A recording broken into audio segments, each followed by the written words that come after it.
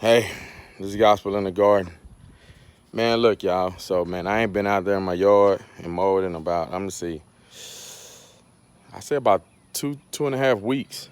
So, when I went out here and mowed my side grass, look what popped up out of the grass.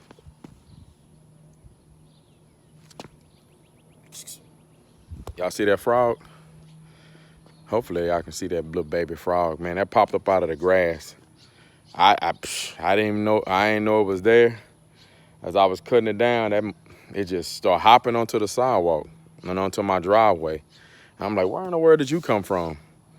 And that's where the Lord hit me. So for our gospel in the garden today, the Lord, it came from what you refused to cut. You didn't know what was hiding in the bushes. I'm just gonna let that meditate with you right now. Where did that frog come from? Man, that frog came from what you refused to cut. It's been hiding, ducked off in the bushes.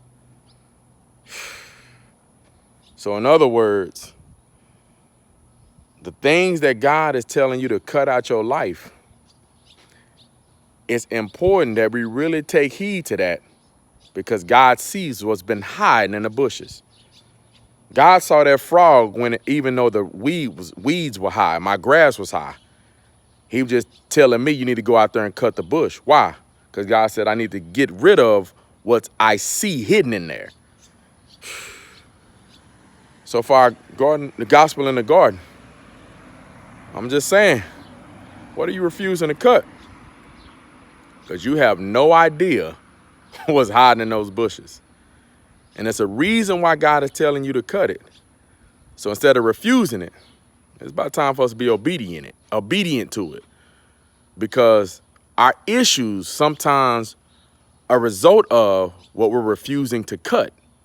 And we feel the stresses of we feel the stresses of what's been hiding.